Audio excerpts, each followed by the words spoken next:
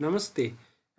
यो सिरिजमा हामीहरू मौद्रिक नीति र वित्त नीतिको बिचमा किन समन्वयको खाँचो हुन्छ, किन कोअर्डिनेसन आवश्यक पर्छ भन्ने बारेमा छोटो चर्चा गर्छौँ। सो योभन्दा अगाडिको भिडियोमा पनि हामीहरूले के कुरा भनिसकेका छौँ भने मौद्रिक नीति र वित्त नीतिले दिने उद्देश्यहरू ब्रोडली उस्तै खालको हुन्छ, जस्तो मुलुकको आर्थिक वृद्धि उच्च राख्ने, बेरोजगारी कम गर्ने वा रोजगारका अवसरहरू सिर्जना गर्ने, समाजमा भएको असमानता आय असमानतालाई कम गर्ने र जस्टिस बेस्ड सोसाइटीको निर्माण गर्ने, यस्तो ब्रोड अब्जेक्टिभ्सहरू दुईटै नीतिको हुन्छ। त्यसो भएको हुनाले पनि मुलुकलाई अगाडि बढाउने वा मुलुकको द्रुत दर विकास गर्नको लागि यो दुईटा म्याक्रो इकोनोमिक पोलिसिजहरूलाई एक अर्काको कम्प्लिमेन्ट्री पोलिसीको रूपमा लिइन्छ। कम्प्लिमेन्ट्री पोलिसीको रूपमा एक पोलिसीले, कुनै वित्त नीतिले, फिस्कल पोलिसीले मोनेटरी पोलिसीलाई कम्प्लिमेन्ट गर्छ, सहयोग गर्ने काम गर्छ भने मोनेटरी पोलिसीले चाहिँ फिस्कल पोलिसीलाई कम्प्लिमेन्ट गर्ने वा सहयोग गर्ने काम गर्छ। यो दुईटा नीतिको बिचमा किन कोअर्डिनेसन आवश्यक पर्छ भन्ने कुरालाई हामीहरू तीन चारवटा पोइन्टमा समेट्न सक्छौँ। पहिलो पोइन्ट चाहिँ के त भन्दा दुईटैको उद्देश्यहरू उस्तै हुने भएको हुनाले दुईटाको बिचमा समन्वय हुन आवश्यक छ। जस्तो उच्च आर्थिक वृद्धि गर्ने उद्देश्य दुईटैको हुन्छ। आर्थिक वृद्धि प्राप्त गर्ने उद्देश्य दुईटैको भएको हुनाले दुईटा पोलिसीको बिचमा समन्वय हुन आवश्यक छ। समन्वय भएन भने के हुन्छ त, एउटा पोलिसीले चाहिँ आर्थिक वृद्धि बढाउनको लागि काम गर्न सक्छ भने अर्को चाहिँ न्युट्रल बसिदिन सक्छ, जसले गर्दाखेरि हामी मल्टिप्लायर इफेक्ट भन्छौँ। Policy multiplier effect, policy multiplier इफेक्टले पोलिसीको इम्प्याक्ट कति ठुलो हुने भन्ने डिटरमाइन गर्छ। यदि एउटा पोलिसी न्युट्रल बसिदिने हो भने मौद्रिक नीति पनि प्रभावकारी हुन पाउँदैन, वित्त नीति पनि जति हुनुपर्थ्यो त्यति प्रभावकारी हुन पाउँदैन। त्यसो भए हुनाले पहिलो पोइन्ट चाहिँ के हुनसक्छ त भन्दा दुईटै पोलिसीको अब्जेक्टिभ्सहरू सेम हुने भएको हुनाले दुईटै पोलिसीले कुन दिशातिर जाने, कस्तो डाइरेक्सन लिने, कस्तो इन्स्ट्यान्स लिने, एक्सपेन्सनरी युज गर्ने कि कन्ट्र्याक्सनरी युज गर्ने, त्यो कुरामा चाहिँ दुईटै पोलिसीहरूको बिचमा कोअपरेसन हुन आवश्यक छ। अर्को चाहिँ आर्ग्युमेन्ट के हुनसक्छ भने कोअपरेसन भयो भने दुईटै पोलिसीको अब्जेक्टिभ्सहरू पुरा गर्नको लागि अलिकति सहजता हुन्छ। सो कोअपरेसन भएको बेला फिस्कल पोलिसीको उद्देश्यहरू पनि सजिलैसँग पुरा हुन्छ, मोनेटरी पोलिसीको उद्देश्यहरू पनि सजिलैसँग पुरा हुन्छ। सो कोअपरेसनले दुईटैलाई हेल्प गर्छ। फिस्कल पोलिसीलाई पनि आफ्नो अब्जेक्टिभ्स प्राप्त गर्नको लागि हेल्प गर्छ, मोनेटरी पोलिसीलाई पनि हेल्प गर्छ। सो दुईटैलाई चाहिँ आफ्नो उद्देश्य प्राप्त गर्नमा सहजता हुने भएको हुनाले पनि यो दुईटा पोलिसीको बिचमा समन्वय हुन आवश्यक छ। अर्को चाहिँ केन्द्रीय ब्याङ्कलाई सरकारको सल्लाहकारको रूपमा लिएको हुन्छ। विश्वको जुनसुकै मुलुकमा पनि सल्लाहकारको रूपमा लिएको हुनाले पनि, कानुनी रूपमा नै सल्लाहकार भनेर तोकिएको हुनाले पनि केन्द्रीय ब्याङ्क र गभर्नमेन्टको बिचमा एक किसिमको कोअर्डिनेसन हुन आवश्यक छ। यो कोअर्डिनेसनलाई चाहिँ एक किसिमको कानुनले नै डिफाइन गरिदिएको छ कि सेन्ट्रल ब्याङ्क र गभर्नमेन्टको बिचमा चाहिँ आर्थिक मामिलाहरूमा चाहिँ छलफल हुनुपर्छ। त्यो छलफल अनुसार चाहिँ सेन्ट्रल ब्याङ्कले यस्तो गर्ने भनेर सल्लाह दिनुपर्छ भन्ने खालको कानुनी प्रावधान हुने भएको हुनाले पनि यो दुईटाको बिचमा समन्वय हुन आवश्यक छ। अर्को अन्तिम एउटा तर्क चाहिँ के हो भने यदि समन्वय हुने हो भने इकोनोमीमा भएको जुन दुईटा ब्रोड अब्जेक्टिभ्सहरू हुन्छ त्यो दुईटै ब्रोड अब्जेक्टिभ्सहरू पुरा हुन्छ। एउटा इकोनोमिक ग्रोथ र अर्को चाहिँ स्थिरता, स्टेबिलिटी। एउटा मात्र पोलिसीले काम गर्ने हो भने यो दुईटा उद्देश्यहरू पुरा नहुन सक्छ वा एउटा उद्देश्य चिप्लिन सक्छ। जस्तो फिस्कल पोलिसीले मात्रै काम गर्यो भने चाहिँ एउटा उद्देश्य चिप्लिन सक्छ, मोनेटरी पोलिसीले मात्रै काम गर्यो भने पनि एउटा उद्देश्य चिप्लिन सक्छ।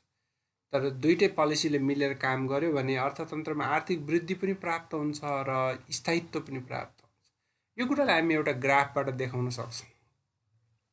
यो ग्राफ तपाईले पहिलोचोटि देख्दै हुनुहुन्छ भने पनि समस्याको कुरा रहेन। सिम्पली यसमा हामीले बुझ्नुपर्ने कुरा के हो त यो ग्राफमा भन्दा फिस्कल पोलिसी एक्लैले काम गर्यो भने के हुन्छ र मिलेर काम गर्यो भने के हुन्छ, त्यो दुईटा बीचको डिफरेन्स हामीहरू हेर्छौँ। सपोज मानौँ कि यो जुन रेखा छ डाउनवर्ड स्लोपिङ रेखा, यसले चाहिँ फिस्कल पोलिसीलाई रिप्रेजेन्ट गर्छ। यसलाई आइएस कर्भ भनेर भनिन्छ। भने मोनेटरी पोलिसीलाई रिप्रेजेन्ट गर्ने कर्भ चाहिँ एलएम कर्भ। सो सुरुको अवस्थामा इकोनोमी चाहिँ सपोज मानौँ कि ए बिन्दुमा छ। ए बिन्दुमा चाहिँ एक्स एक्सिसमा हामीले आउटपुट नापेका छौँ र वाइ एक्सिसमा ब्याज दर। सो सुरुको केसमा के छ त, इकोनोमीमा सपोज 100 बराबरको आउटपुट छ र 3% इन्ट्रेस्ट रेट छ। अब फिस्कल पोलिसीले मात्रै काम गर्यो। सो फिस्कल पोलिसीले मात्रै काम गर्यो भने के हुन्छ त भन्दा यदि फिस्कल पोलिसीले खर्च वृद्धि गर्यो, एक्सपेन्सनरी इन्स्टेन्स लियो भने यो फिस्कल पोलिसी देखाउने आइएस कर्भ चाहिँ दायाँतिर सर्छ। सो के हुन्छ त गभर्नमेन्टको केसमा यदि गभर्नमेन्टले एक्सपेन्डिचर वृद्धि गर्यो भने आइएस कर्भ चाहिँ दायाँपट्टि सिफ्ट हुन्छ। यदि एक्सपेन्डिचर वृद्धि भयो भने चाहिँ दायाँपट्टि सिफ्ट हुन्छ। यदि खर्च घटायो सरकारले भने आइएस कर्भ बायाँपट्टि सिफ्ट हुन्छ। त्यस्तै मोनेटरी पोलिसीको केसमा पनि ठ्याक्कै त्यस्तै हुन्छ। मोनेटरी पोलिसीको केसमा पनि यदि सेन्ट्रल ब्याङ्कले मनी सप्लाई वृद्धि गर्यो भने एलएम कर्भ सिफ्ट हुन्छ दायाँतिर, र मनी सप्लाई कटौती गर्यो भने एलएम कर्भ चाहिँ बायाँतिर सिफ्ट हुन्छ। सपोज मानौँ कि यो केसमा सरकार एक्लैले काम गर्यो वा फिस्कल पोलिसी एक्लैले काम गर्यो भन्ने मानौँ। एक्लैले काम गर्यो भने के हुन्छ त, यसमा सरकारी खर्च वृद्धि हुन्छ र एलएम कर्भमा केही पनि चेन्ज हुँदैन। सरकारी खर्च वृद्धि भयो। सरकारी खर्च वृद्धि भएको कारणले गर्दाखेरि यो आइएस कर्भ दायाँतिर सरेर आइएसबाट आइएस1 मा पुग्यो। सो यतिखेर सेन्ट्रल ब्याङ्क चुप्प लागेर बसेको छ। सपोज सेन्ट्रल ब्याङ्क चुप्प लागेर बसेको छ, एलएम कर्भमा केही पनि चेन्ज आएन। सो इकोनोमी ए बिन्दुबाट बी बिन्दुमा जान्छ। बी बिन्दुमा एलएम र आइएस को भेट भएको भएर बी बिन्दुमा जान्छ। अब बी बिन्दुमा इकोनोमीमा के हुन्छ त भन्दा इन्कम लेभल वृद्धि हुन्छ। सपोज 100 बाट 150 हुन्छ, तर इकोनोमीको इन्ट्रेस्ट रेट पनि वृद्धि हुन्छ। 3% बाट इन्ट्रेस्ट रेट वृद्धि भएर 5% मा पुग्छ। सो यसरी ग्रोथको उद्देश्य त पुरा भयो, इकोनोमीमा आउटपुट चाहिँ बढ्यो 100 बाट 150। सो ग्रोथको उद्देश्य पुरा भयो, तर इन्ट्रेस्ट रेट स्टेबिलिटी भएन, इन्ट्रेस्ट रेटमा वृद्धि भयो। सो यसरी इन्ट्रेस्ट रेटमा वृद्धि हुने हो भने यसले के प्रभाव पार्छ त भन्दा लगानीलाई डिस्करेज गर्छ। यो लगानीलाई डिस्करेज गर्ने कामलाई हामीहरू क्राउडिङ आउट इफेक्ट भनेर भन्छौँ। क्राउडिङ आउट इफेक्ट भनेको के हो त, सरकारले मात्रै खर्च गर्ने भएको हुनाले सरकारले खर्च गर्ने कहाँबाट गर्छ त भन्दा पब्लिकको पैसा खोजेर लान्छ। ट्याक्सको रूपमा खोसे पनि, हामीबाट लोन लिए पनि सरकारले पब्लिकबाट पैसा खोसेर खर्च गर्ने भएको हुनाले पब्लिकसँग पैसाको अभाव हुन्छ र ब्याज दर बढ्छ बजारमा। ब्याज दर बढ्यो भने लगानी गर्न हिचकिचाउँछन्, लगानी घटेर जान्छ। त्यसलाई हामीहरू टेक्निकल भाषामा क्राउडिङ आउट इफेक्ट भनेर भन्छौँ। सो यसरी गभर्नमेन्ट, यो चित्रले के देखाउँछ त भन्दा गभर्नमेन्ट एक्लैले काम गर्ने हो भने ग्रोथको उद्देश्य त पुरा हुन्छ, तर इन्ट्रेस्ट रेट स्टेबल हुँदैन, इन्ट्रेस्ट रेट बढेर जान्छ, जसले लगानीलाई डिस्करेज गर्ने काम गर्छ। अब सपोज मानौँ कि सेन्ट्रल ब्याङ्क र गभर्नमेन्टको बिचमा समन्वय भयो, कोअपरेसन भयो। गभर्नमेन्टको एक्सपेन्सरी इन्स्टेन्सलाई अर्थात् गभर्नमेन्टको आर्थिक वृद्धि बढाउने उद्देश्यलाई सेन्ट्रल ब्याङ्कले पनि कम्प्लिमेन्ट गर्यो। कसरी कम्प्लिमेन्ट गर्छ त भन्दा सेन्ट्रल ब्याङ्कले पनि मनी सप्लाई बढायो। सपोज सो सेन्ट्रल ब्याङ्कले मनी सप्लाई बढाउने हो भने अघि हामीले भने जस्तै एलएम कर्भ सर्छ। अब दायाँपट्टि एलएम कर्भ दायाँपट्टि सरेर LM1 मा पुग्यो। अब इकोनोमी कहाँ हुन्छ त भन्दा आइएस कर्भ सरेर IS1 मा पुगिसक्यो, LM कर्भ सरेर LM1 मा पुगिसक्यो। इकोनोमी यो बिन्दुमा आउँछ। यो बिन्दुमा इकोनोमीको उत्पादन 200 हुन्छ भने ब्याज दर चाहिँ पुरानै ठाउँमा फर्किन्छ। सो यसरी गभर्नमेन्टको पोलिसीलाई मोनिटरी पोलिसीले कम्प्लिमेन्ट गर्यो, मोनिटरी पोलिसीले सहयोग गर्यो भने ब्याज दर 3% मै फर्किन्छ। एबाट बी बिन्दुमा गएको थियो, बीबाट सीमा फर्किन्छ। सी भने के हो त, ब्याज दर 3% हो। सो स्टेबिलिटीको उद्देश्य पुरा हुन्छ, स्थिरता, ब्याज दरमा स्थिरता हुन्छ, 3% को 3% मै बसिरहेको छ भने अर्कोतिर उत्पादनमा ठुलो वृद्धि हुन्छ। सो अघि फिस्कल पोलिसीले मात्रै काम गरेको बेला उत्पादन 50% ले मात्रै बढ्या थियो, अब चाहिँ 100 बाट 200 भयो, 100% ले वृद्धि भयो। सो यसरी दुईटा पोलिसी मिलेर काम गर्ने हो भने इकोनोमीमा फिस्कल पोलिसीको उद्देश्य जुन आर्थिक वृद्धि गर्ने हो त्यो पनि उच्च हुन्छ भने केन्द्रीय ब्याङ्कको फोकस जुन चाहिँ स्टेबिलिटी हो त्यो पनि प्राप्त हुन्छ। सो यसरी मेन आर्ग्युमेन्ट चाहिँ के हो त, फिस्कल पोलिसी र मोनेटरी पोलिसीको बिचमा कोअर्डिनेसन हुनुपर्छ भन्ने मेन आर्ग्युमेन्ट चाहिँ के हो त भन्दा, यदि कोअर्डिनेसन भयो भने सेन्ट्रल ब्याङ्कको प्रायोरिटीमा राखेको उद्देश्य पनि प्राप्त हुन्छ र गभर्नमेन्टको प्रायोरिटीमा राखेको उद्देश्य पनि प्राप्त हुन्छ भन्ने हो। अब यस्तो कोअर्डिनेसन चाहिँ के कुरामा हुनुपर्छ त, के कुरामा समन्वय हुनुपर्छ भन्ने सन्दर्भमा एउटा पोलिसीको इन्स्ट्यान्स कस्तो खालको छ त्यसमा हुनुपर्छ। जस्तो गभर्नमेन्टले इकोनोमीमा आर्थिक वृद्धि उच्च गर्ने इन्स्ट्यान्स राखेको छ, वा त्यसलाई हामी अर्को शब्दमा एक्सपेन्सनरी इन्स्ट्यान्स भनेर भन्छौँ। सो फिस्कल पोलिसीको विस्तारकारी यदि कार्यदिशा छ भने मोनेटरी पोलिसीले पनि त्यसलाई कम्प्लिमेन्ट गर्नुपर्छ, मोनेटरी पोलिसी पनि विस्तारकारी आउनुपर्छ। यदि फिस्कल पोलिसी कन्ट्र्याक्सनरी खालको छ, फिस्कल पोलिसीले चाहिँ इन्फ्लेसन कन्ट्रोल गर्ने गरेर खर्च घटाएको छ भने मोनेटरी पोलिसीले पनि त्यस्तै खालको इन्स्ट्यान्स लिनु पर्यो। सो पोलिसीको इन्स्ट्यान्समा समन्वय हुनुपर्छ।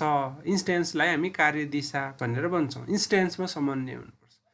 अर्को के त भन्दा उद्देश्यहरूको प्रायोरिटीमा हुनुपर्छ समन्वय। सो यसले चाहिँ सपोज मानौँ कि फिस्कल पोलिसीले चाहिँ इनइक्वालिटीमा बढी फोकस गर्यो, इनइक्वालिटीमा, तर मोनेटरी पोलिसीले ग्रोथमा फोकस गर्यो भने के हुन्छ त भन्दा यो पनि पुरा हुँदैन राम्रोसँग, यो पनि पुरा हुँदैन। त्यसो भए हुनाले इकोनोमीको प्रायोरिटी कुन हो, देशको मुलुकको प्रायोरिटी कुन हो, त्यसमा चाहिँ सेन्ट्रल ब्याङ्क र गभर्नमेन्ट फिस्कल पोलिसीको बिचमा समन्वय हुन आवश्यक छ। अर्को समन्वय भनेको के हो त भन्दा लिक्विडिटी म्यानेजमेन्टको केसमा हो। अब लिक्विडिटी म्यानेजमेन्टमा किन समन्वय हुनुपर्छ त भन्दा समन्वय भएन भने के हुन्छ भन्नेतिर जाउँ। सपोज मानौँ कि समन्वय भएन, सरकारले चाहिँ बजार मार्केटमा लिक्विडिटी कसरी म्यानेज गर्ने भन्ने कुरामा समन्वय गरेन। समन्वय गरेन भने चाहिँ के पर्न सक्छ त भन्दा एकले अर्कोलाई मार्का पार्न सक्छन्। जस्तो सरकारले कहिले चाहिँ ऋण उठाउने भनेको थियो, त्यो बेला यदि बजार ब्याज दर लो भयो भने के हुन्छ त सरकारको बर्डन कम हुन्छ। तर समन्वय भएन, बजारमा लिक्विडिटी म्यानेज गर्न कोअपरेसन भएन भने के हुन सक्छ त गभर्नमेन्टले डेट उठाउने बेलामा ब्याज दर बढी पर्न सक्छ। त्यस्तै गरेर सरकारले ट्याक्स उठाउँदाखेरि बजारको लिक्विडिटी घटेर जान्छ। सो ट्याक्स उठाउँदाखेरि लिक्विडिटी घटेर जान्छ। सो कहिले ट्याक्स उठाउने, लिक्विडिटी टाइट भएको बेलामा अथवा लिक्विडिटी लुज भएको बेलामा कहिले चाहिँ लोन उठाउने बजारबाट, ब्याज दर कम भएको बेला लोन कहिले उठाउने। सो यस्ता कुराहरूमा समन्वय भयो भने के हुन्छ त सरकारले पनि सस्तो ब्याज दरमा बजारबाट लोन उठाउन सक्छ भने केन्द्रीय ब्याङ्कलाई पनि बजारमा ब्याज दरमा उतार चढाव आउनबाट कन्ट्रोल गर्नलाई सहयोग पुग्छ, लिक्विडिटी मेन्टेन गर्नलाई सहयोग पुग्छ। त्यस्तै गरेर आन्तरिक ऋण व्यवस्थापनमा पनि समन्वय हुन आवश्यक छ। आन्तरिक ऋण भनेको सरकारले जनताबाट, ब्याङ्कबाट उठाउने ऋण हो। सो यसमा पनि अब कहिले चाहिँ ऋण उठाउँदाखेरि सस्तो पर्छ भनेर यदि समन्वय भयो भने सरकारले सस्तो ब्याज दरमा लोन पाउन सक्छ। त्यसै गरेर गभर्नमेन्टले आफ्नो जुन घाटा हुन्छ, बजेट घाटा, त्यसलाई कसरी फाइनेन्स गर्ने त, आन्तरिक ऋण लिएर फाइनेन्स गर्ने हो कि सेन्ट्रल ब्याङ्कले ओभरड्राफ्ट दिन्छ। ओभरड्राफ्ट भने के हो त सेन्ट्रल ब्याङ्कबाट सरकारले फ्रीमा पैसा विथड्र गर्न सक्छ। फ्रीमा भन्नुको अर्थ के त भन्दा जस्तो नेपालको प्रोभिजन अनुसार अघिल्लो वर्ष 100 रुपियाँ राजस्व उठाएको छ भने यसको 5% 5 रुपियाँ चाहिँ सरकारले चेक काटेर सेन्ट्रल ब्याङ्कको आफ्नो खाताबाट ओभरड्र गर्न सक्छ। उसको खातामा ब्यालेन्स छैन भने पनि 5 रुपियाँ चाहिँ एक्स्ट्रा खर्च गर्न सक्छ अघिल्लो वर्षको रेभेन्यूको 5%। सो ओभरड्राफ्ट कति दिन दिने, कहिले चाहिँ लोन उठाउने, कति चाहिँ लोन उठाउने, त्यस्तै गरेर अब कुनै कुनै बेला के हुनसक्छ त अब नोट प्रिन्ट गरेर पनि सरकारको डेफिसिट धान्न पर्ने हुनसक्छ। जस्तो अहिले कोभिडको केसमा अमेरिकामा, इन्डियामा त्यसरी नोट प्रिन्टिङ मेथडबाट फाइनेन्स गरिएको छ, डेफिसिट फाइनेन्स। सो त्यो गर्नेको लागि पनि सेन्ट्रल ब्याङ्कले हो नोट छापेर इस्यु गर्ने त लगानी गर्ने अथवा सरकारको बोन्डमा लगानी गर्ने, सरकारको ऋणपत्र किन्ने वा सरकारलाई लोन दिने भन्ने त केन्द्रीय ब्याङ्कले। सो त्यो एरियामा पनि वा सरकारको बजेट डेफिसिट फाइनेन्स गर्ने एरियामा पनि दुईटाको बिचमा कोअपरेसन हुनु आवश्यक छ। त्यसै गरेर फाइनेन्सियल सेक्टरलाई बलियो बनाउनको लागि पनि अब सरकारले पनि फाइनेन्सियल सेक्टर प्रोग्रामहरू ल्याएर आउने भएको हुनाले फाइनेन्सियल सेक्टरलाई कसरी बलियो बनाउने भन्ने बारेमा सरकारसँग समन्वय हुने आवश्यक छ। जस्तो फाइनेन्सियल सेक्टर भनेको त पुरै सेन्ट्रल ब्याङ्कको अन्डरमा नहुन सक्छ। जस्तो नेपालको इक्जाम्पल लिने हो भने नेपालको केसमा फाइनेन्सियल सेक्टर टोटल्ली राष्ट्र ब्याङ्कले त कन्ट्रोल गरेको छैन। सो फाइनेन्सियल सिस्टममा अरू पार्टीहरू छन्। अरू पार्टीहरू के हुन् त भन्दा जस्तो नेपालको फाइनेन्सियल सिस्टमलाई हामीहरूले हेर्ने हो भने एउटा त ब्याङ्क तथा वित्तीय संस्थाहरू हुन् जुन राष्ट्र ब्याङ्कको कन्ट्रोलमा हुन्छन्। अर्को चाहिँ इन्सुरेन्स हो जुन राष्ट्र ब्याङ्कको कन्ट्रोलमा हुँदैन तर मिनिस्ट्री अफ फाइनेन्सको कन्ट्रोलमा हुन्छ। मिनिस्ट्री अफ फाइनेन्सले कन्ट्रोल गर्न सक्छ वा गभर्नमेन्टले कन्ट्रोल गर्न सक्छ। अर्को चाहिँ क्यापिटल मार्केट हो जुनमा पनि गभर्नमेन्टको कन्ट्रोल हुन्छ केही हदसम्म। त्यस्तै गरेर अरू भनेको कोअपरेटिभ्सहरू जुन चाहिँ गभर्नमेन्टको कन्ट्रोलमा हुन्छन्। त्यसै गरेर अरू चाहिँ कर्मचारी सञ्चय कोष, इपिएफ, त्यस्तै गरेर लगानी कोष आदि हुन्।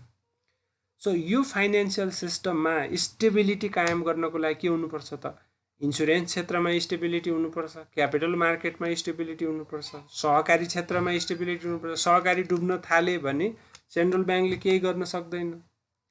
सो सेन्ट्रल ब्याङ्कले गर्न सक्ने भनेको त ब्याङ्क तथा वित्तीय संस्थामा मात्रै समस्या आउन नदिने हो। यसरी फाइनेन्सियल सेक्टरलाई बलियो बनाउनको लागि केन्द्रीय ब्याङ्क एक्लैले काम गरेर हुँदैन, गभर्नमेन्टसँग मिलेर काम गर्नुपर्छ, कोअपरेसन गर्नुपर्छ ताकि इन्सुरेन्स क्षेत्रलाई पनि सँगसँगै बलियो बनाएर लान सकियोस्, पुँजी बजारलाई पनि बलियो बनाएर लान सकियोस्, कोअपरेटिभ्सलाई पनि स्ट्रेन्थेन गरेर लान सकियोस्। अनि मात्रै बल्ल फाइनेन्सियल सेक्टरमा स्टेबिलिटी मेन्टेन गर्न सकिन्छ। सो यसरी फाइनेन्सियल सेक्टरमा स्टेबिलिटी मेन्टेन गर्नको लागि पनि फिस्कल पोलिसी र मोनेटरी पोलिसीको बिचमा कोअर्डिनेसन हुन आवश्यक छ। अर्को चाहिँ अब इकोनोमिक एनालिसिसको केसमा पनि कोअर्डिनेसन हुन आवश्यक छ। इकोनोमीको विभिन्न क्षेत्रमा के भइराखेको छ सो त्यसको एसेसमेन्ट गर्ने, त्यसको बारेमा प्रोजेक्सन गर्ने, भविष्यमा के हुनसक्छ भनेर त्यसको आकलन गर्ने काममा पनि केही सूचनाहरू सरकारसँग हुन सक्छन्, केही ब्याङ्किङ क्षेत्रको सूचनाहरू केन्द्रीय ब्याङ्कसँग हुन सक्छन्। दुईटाले समन्वय गरेर विश्लेषण गरियो भने त्यो चाहिँ अझै बढी राम्रो हुन सक्छ। सो यसरी यी विभिन्न क्षेत्र बाहेक अरू एरियामा पनि कोअर्डिनेसन त हुनसक्छ तर मेनली चाहिँ यो एरियाहरूमा कोअर्डिनेसन भयो भने दुईटै नीतिहरू बढी प्रभावकारी हुन जान्छ। अब नेपालको केसमा यो कसरी कोअर्डिनेसन भइराखेको छ भन्ने सामान्य जानकारी हामीहरू कसरी भेटाउन सक्छौँ भने जस्तो बजेटको साइज, बजेटले कति डेफिसिट लिन पाउने, बजेट डेफिसिट कति हुन पाउने भन्ने बारेमा बजेटको सेलिङ तोक्नको लागि नेसनल प्लानिङ कमिसन, राष्ट्रिय योजना आयोगमा जुन स्रोत समिति हुन्छ, रिसोर्स कमिटी, त्यसमा चाहिँ राष्ट्र ब्याङ्कबाट वा सेन्ट्रल ब्याङ्कबाट रिप्रेजेन्टेटिभ हुनुहुन्छ, प्रतिनिधि हुनुहुन्छ र सेन्ट्रल ब्याङ्कको कोअर्डिनेसनमा नै रिसोर्स कमिटीले आगामी वर्षको बजेट योभन्दा बढी क्रस हुन नहुने है भनेर तोक्छ। त्यस्तै गरेर यो फिस्कल पोलिसी बन्नुभन्दा अगाडि वा सरकारले बजेट ल्याउनुभन्दा अगाडि सेन्ट्रल ब्याङ्कले चाहिँ इकोनोमीको वस्तुस्थितिहरू अध्ययन गरेर यस्तो चिजहरू चाहिँ गर्न आवश्यक छ है आगामी बजेट मार्फत भनेर रिपोर्ट पेश गर्नुपर्ने कानुनी प्रावधान छ। यसले पनि वित्त नीति र सेन्ट्रल ब्याङ्कको मौद्रिक नीतिको बिचमा केही समन्वय स्थापित गर्न सहयोग गर्छ। भने सेन्ट्रल ब्याङ्क र अर्थ मन्त्रालयले चाहिँ विभिन्न कमिटीहरूमा सँगसँगै मिलेर काम गर्छन्। गभर्नमेन्टको अरू ठाउँमा पनि हुनसक्छ। बेसिकल्ली अर्थ मन्त्रालय मिनिस्ट्री अफ फाइनेन्सको विभिन्न कमिटीहरूमा सेन्ट्रल ब्याङ्कबाट प्रायःजसो प्रतिनिधि गइराख्नुहुन्छ, जसले गर्दाखेरि फिस्कल पोलिसी र मोनेटरी पोलिसीको बिचमा समन्वय स्थापित गर्नको लागि सहज हुन जान्छ। त्यसै गरेर एनआरबीको जुन बोर्ड अफ डाइरेक्टर छ, मेजर डिसिजनहरू गर्ने जुन बोर्ड छ राष्ट्र ब्याङ्कको सञ्चालक समिति, त्यसमा चाहिँ अर्थ मन्त्रालयको सचिव चाहिँ सदस्य हुनुहुन्छ। सदस्य भएको नाताले जुनसुकै राष्ट्र ब्याङ्कले गर्ने डिसिजनमा पनि फिस्कल पोलिसी बनाउने वा त्यो इम्प्लिमेन्ट गर्ने निकायको प्रतिनिधित्व हुन्छ र यसले पनि कोअर्डिनेसन गर्नमा सहयोगी भूमिका खेल्छ। त्यस्तै गरेर तरलता व्यवस्थापन वा liquidity management open market operation committee छ। त्यो ओपन मार्केट अपरेसन कमिटीमा पनि मिनिस्ट्री अफ फाइनेन्सबाट वा फिस्कल पोलिसीको तर्फबाट, फिस्कल पोलिसी इम्प्लिमेन्ट गर्ने निकायको तर्फबाट रिप्रेजेन्टेटिभ हुनुहुन्छ। त्यसले पनि लिक्विडिटी म्यानेजमेन्टमा एक किसिमको कोअर्डिनेसन राख्नको लागि हेल्प गर्छ। त्यस्तै राष्ट्र ब्याङ्क वा सेन्ट्रल ब्याङ्क गभर्नमेन्टको आर्थिक सल्लाहकार हो, यसले पनि कोअर्डिनेसनमा हेल्प गर्छ। भने नेपालमा फिस्कल पोलिसी आइसकेपछि त्यसले लिएको इन्स्ट्यान्स हेरेर, त्यसको प्रोग्रामहरू हेरेर, त्यसको टार्गेटहरू हेरेर त्यसपछि चाहिँ मौद्रिक नीति आउने भएको हुनाले फिस्कल पोलिसीलाई कसरी चाहिँ कम्प्लिमेन्ट गर्ने, कसरी सहयोग गर्ने, त्यसको आधारमा मौद्रिक नीति ल्याइने भएको हुनाले फिस्कल पोलिसीको प्रावधानहरूलाई कम्प्लिमेन्ट गर्नमा मौद्रिक नीतिले त्यसरी सहयोगी भूमिका पनि खेलेको हामीहरू भेट्छौँ। सो अर्को भिडियोमा हामीहरू अब नन कन्भेन्सनल मोनेटरी पोलिसी भने के हो, यसमा के टुल्सहरू हुन्छ, यसले कसरी काम गर्छ र कस्तो बेलामा यो बढी युज हुन्छ, कस्तो बेलामा बढी यो प्रभावकारी हुन्छ भन्ने बारेमा चर्चा गर्छौँ।